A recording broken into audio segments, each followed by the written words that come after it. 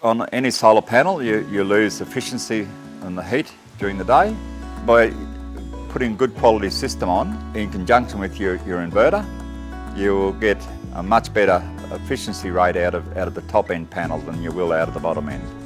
So that also reduces the time for it to pay for itself, your return on your investment. So the hotter it gets, the less efficiency it is. So in the middle of summer, a lot of the cheap end systems actually close down. They turn off because they just cannot handle the heat.